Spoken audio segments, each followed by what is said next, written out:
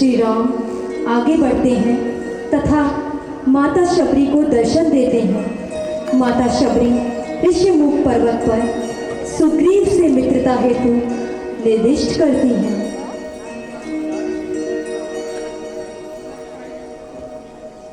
देखो, सामने कोई दिखाई दे रहा है।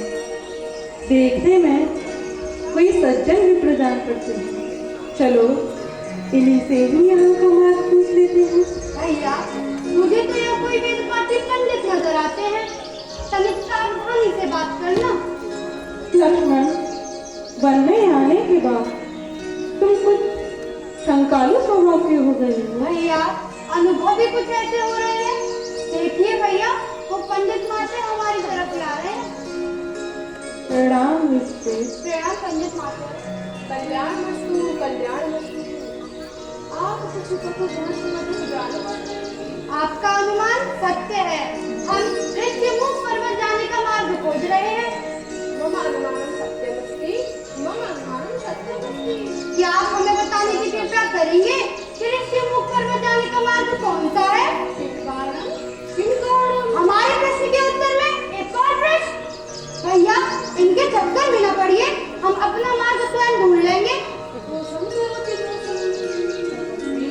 क्रोध त्याग कर कितना बता दें ऋषिमुख पर्वत पर उसके पास क्योंकि वर्षों व्यतीत हो गए, इस मार्ग पर आपसे कोई नहीं आया है। परंतु आप वहां जाने के लिए इतने लालायित क्यों हो रहे हो? हमें यह निर्देश प्राप्त हुआ है, महाराज सुग्रीव इसी ऋषिमुख पर्वत पर निवास करते हैं। यदि हमें उनसे मिलना चाहिए। अच्छा, परंतु वो महाराज सुग्रीव किसी से नहीं मिलते। आपको कैसे पता? क्या आप उन्हें जानते हो? अवश्य जानते हैं, अवश्य जानते हैं। सुग्रीवो नाम धर्मात्मा कश्चित वानर पुंगवा, और हम हैं उनके कुल पुरोहित पंडित केसरी नंदन, और हमारी मंत्रणा के बिना वो किसी से नहीं मिलते। परंतु ये बताइए कि आपको यहाँ का पता किसने बताया है? हमें यहाँ का पता माता शबरी ने बताया है। माता शबरी? किन कारण? किन कारण?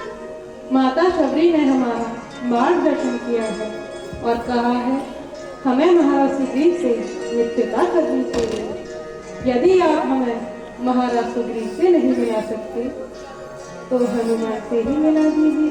अच्छा, तो हनुमान से मिलेंगे? अवश्य। यदि आप अपना वास्तविक परिचय दे दें तो मैं हनुमान को यूं छोड़कर मैं बुला दूं। अच्छा, तो सुनो, हम अयोध्या के परम प्रतापी महाराजा दशरथ के पुत्र हैं। मेरा नाम लक्ष्मण और ये मेरे ज्येष्ठ भ्राता श्री राम है। हम वानर राज सुग्रीव से मित्रता करना चाहते हैं। अरे, ये क्या कर रहे हैं विप्रश्रेष्ठ? हमें पाप लगा रहे हैं। प्रभु के पैर पकड़ना पाप नहीं होता है। परंतु मैं तुम्हारा स्वामी नहीं हूँ। तुम्हारे स्वामी तो महाराज सुग्रीव। महाराज सुग्रीव के मित्र भी मेरे प्रभु हुए ना। आपने अपना परिचय तो दिया ही नहीं। मैं हूँ अंजनी पुत्र हनुमान। हनुमान जी प्रभु।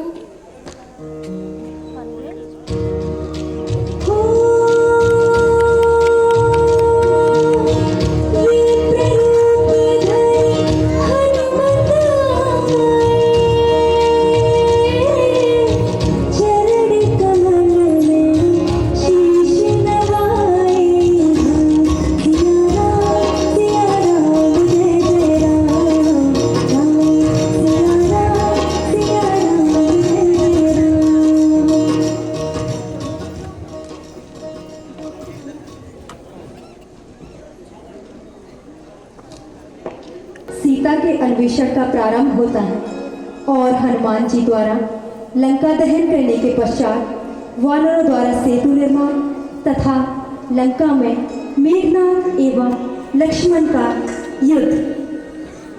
अरे वानरों, कहाँ है तुम्हारा नाम? और उसको भाई लक्ष्मण, अपने बल पर उतरने वाले हनुमान, सुग्रीव, कहाँ छुप गए सब? जय श्री राम। हनुमान को याद करोगे तो हनुमान प्रकट हो जाएंगे।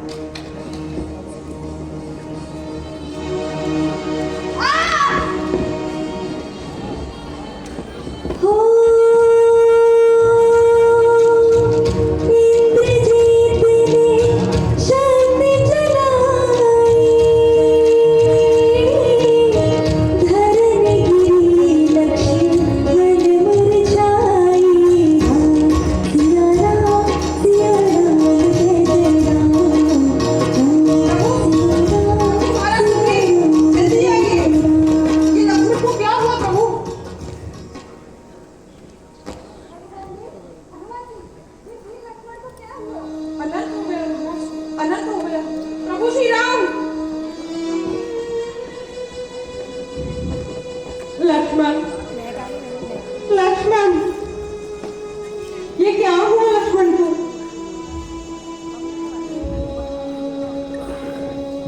लक्ष्मण, लक्ष्मण, ये क्या हुआ तुम्हें लक्ष्मण? हनुमान, मेरा लक्ष्मण जो सदा मेरे सम्मुख आने पर खड़ा हो जाया करता था, आज वही मेरे सामने नया होने पड़ा है। ये कैसे हुआ? प्रभु, जब लक्ष्मण भैया धरती पर गिरे तो चंद्र और आदित्य की गति थम गई प्रभु। परंतु क्यों, किस कारण? ब्रह्मांड में ऐसी कौन सी शक्ति है जिसने मेरे लक्ष्मण को शक्तिहीन कर दिया? क्या यह भी कोई निशाचरी माया है? अयोध्यानाथ, ये कोई निशाचरी माया नहीं है। मेघनाथ ने वीरघात शक्ति का प्रयोग किया है, जो घोर तपस्या करके मेघनाथ ने वीरघात शक्ति प्राप्त की थी। जब कोई उपाय नहीं दिखता तब वह इस वीरघात शक्ति का प्रयोग करता है, और इससे बचना असंभव है। नहीं लक्ष्मण, नहीं, ऐसा नहीं हो सकता। तुम इसलिए तो मेरे साथ वन में नहीं आए थे। यदि ऐसा हुआ तो अनर्थ हो जाएगा। ये धरा विदीर्ण हो जाएगी, और ये राम उसमें समा जाएगा। यदि लक्ष्मण नहीं रहेगा तो राम भी नहीं रहेगा, प्रभु, लंका में हर रोग के निदान के लिए महाराज सुषेण जी से नाड़ी परीक्षा कराई जाए तो संभव है वो कुछ उपाय बता सके, परंतु लंका से उन्हें लाना असंभव है। असंभव तो कुछ भी नहीं है। प्रभु, मुझे आज्ञा दीजिए, मैं जाऊंगा लंका वैद्यराज को लेने के लिए। जय श्री राम।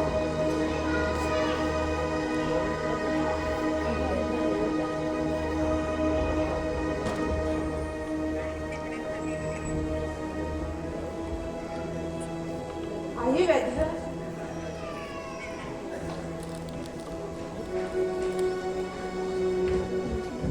देखिए वैद्यराज, ये क्या हुआ?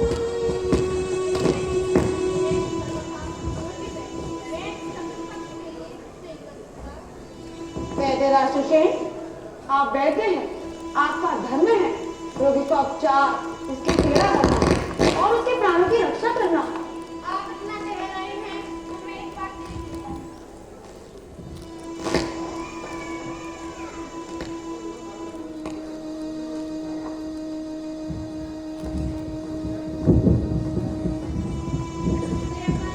मेरा लाभ है, वहाँ टूटती जा रही है और मेरे पास ऐसी कोई जड़ी बूटी नहीं है जिससे मैं इनका उपचार कर सकूं। कोई तो उपाय होगा। हाँ, एक उपाय है, जो अत्यंत दुर्लभ। आप बताइए तो सही वैद्यराज। हिमालय पर्वत पर जाकर सूर्योदय से पहले लौट आना असंभव है। असंभव तो कुछ भी नहीं है। यदि मेरे प्रभु श्री राम की आज्ञा हो तो इस ब्रह्मांड के रातों रात चक्कर लगा करके मैं वापस आ जाऊंगा। ना साहस तो सुनो, कैलाश पर्वत के नीचे एक महापर्वत है, वहाँ तुम्हें 4 नदियाँ मिलेंगी, उनको ले आओ। प्रभु, मुझे आज्ञा दीजिए, प्रातः होने से पहले मैं आ जाऊंगा। जय श्री राम।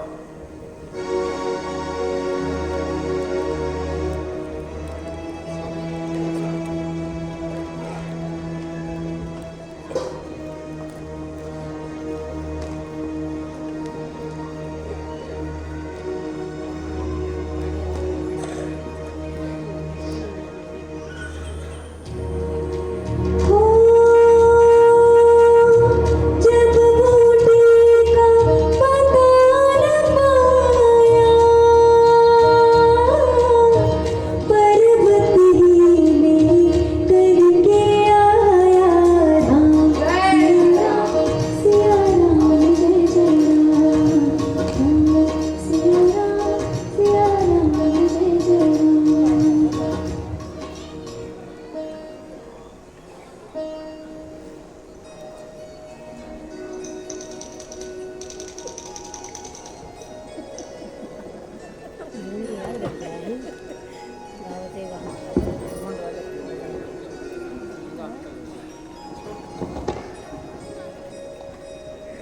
लक्ष्मण। लक्ष्मण भैया, हनुमान देखो, लक्ष्मण की चेतना वापस आ रही है।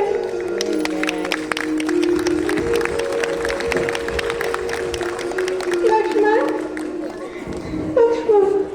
प्रभु श्री राम की जय। प्रभु श्री राम की जय। प्रभु श्री राम की जय। प्रभु श्री राम की जय। प्रभु श्री राम की जय।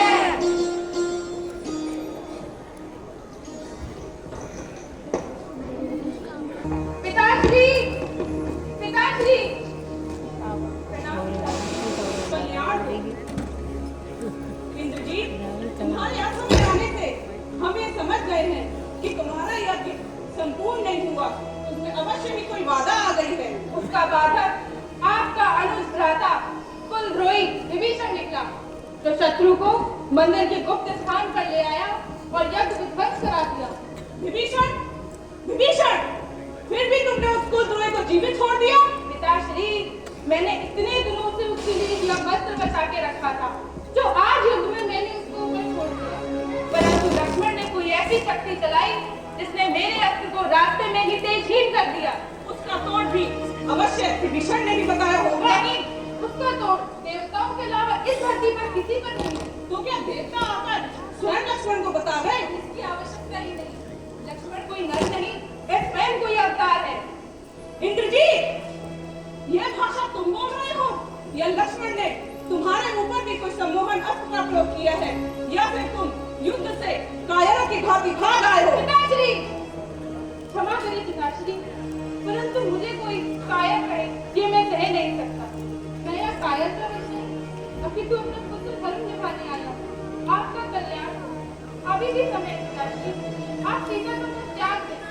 इंद्रजीत, तुम्हारी मति मारी गई है। जाओ अपने महलों में जाकर आराम करो। और तुमसे ये किसने कह दिया कि वह तो वनवासी भगवान का अवतार है? मेरे अनुभव में आज मैंने युद्ध में उन दो अस्त्रों का प्रयोग किया जो अमोघ है, जिनका कोई तोड़ नहीं। पहला ब्रह्मास्त्र, जो लक्ष्मण के समीप जाकर तेजहीन होकर वापस आ गया। दूसरा पाशुपतास्त्र, जो लक्ष्मण के समीप जाकर उसे प्रणाम करके लौट आया। जहाँ तक मेरा विषय है, मैं युद्ध प्रारंभ कर चुका हूँ। अब मैं इसमें कायरता नहीं दिखा सकता। अब आप मुझे आशीर्वाद दीजिए। यदि युद्ध में मेरी पराजय भी लिखी है, मेरी मृत्यु भी लिखी है, तो मैं इस प्रकार वीरों की भांति मरूं कि राम भी मेरी वीरता की प्रशंसा में नतमस्तक हो जाए। मुझे आशीर्वाद दीजिए पिताश्री। तुम्हारी विजय हो इंद्रजीत, तुम्हारी विजय हो।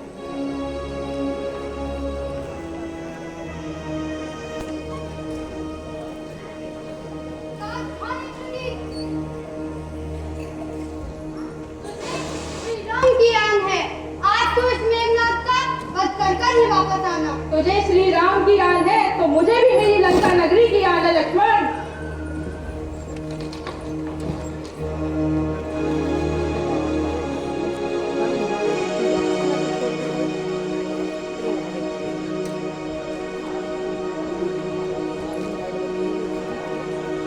कहाँ है राम और उसका भाई लक्ष्मण? आज मैं अपने पुत्र मेघनाथ और अपने अनुज कुंभकर्ण की मृत्यु का बदला लूंगा। कहाँ है सब? अरे वो वनवन भटकने वाले वनवासी वानरों, भालुओं और मेरे उस कुलद्रोही विभीषण के सहारे अपने नाम की विजय पताका फहरा रहे हैं। कहाँ है सब? आज मैं उन्हें युद्ध में ध्वस्त कर दूंगा। कहाँ है राम?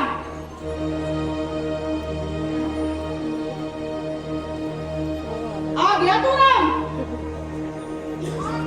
सावधान रावण,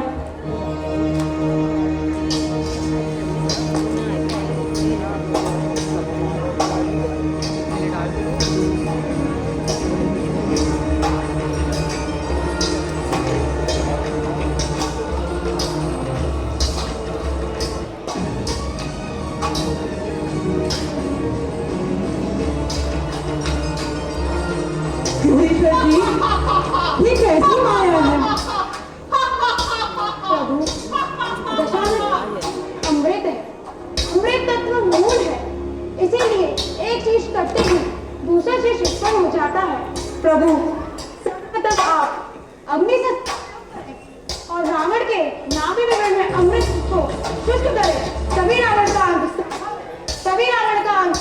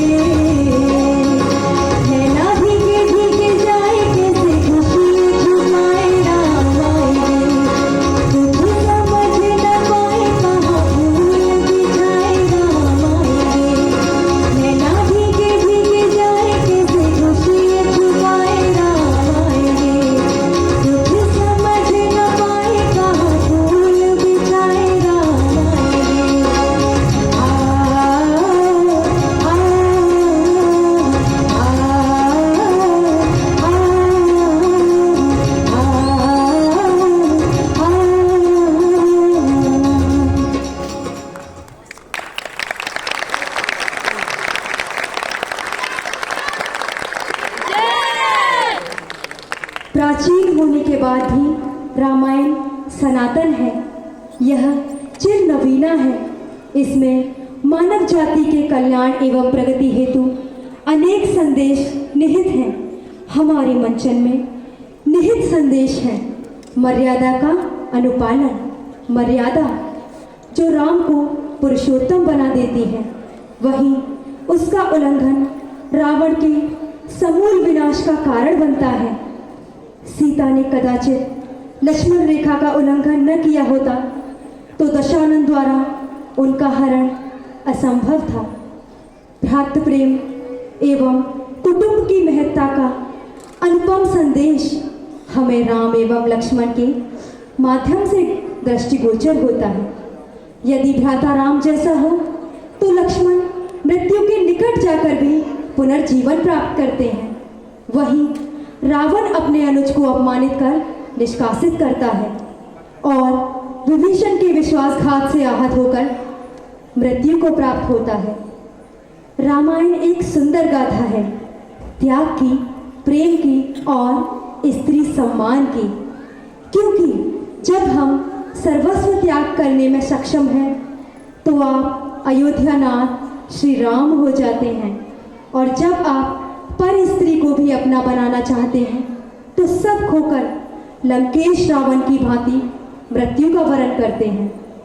नारी के सम्मान हेतु स्वर्ग जीतने वाली राक्षस जाति के महानायक से एक वनवासी किंतु मर्यादा पुरुषोत्तम का यह युद्ध रामायण का एक उत्कृष्ट निदर्शन है कि बल आपकी भुजाओं तक सीमित नहीं है, वह आपके तेजस्वी, मर्यादित, संयमी और संकल्पित व्यक्तित्व का अभिन्न अंग है। जय श्री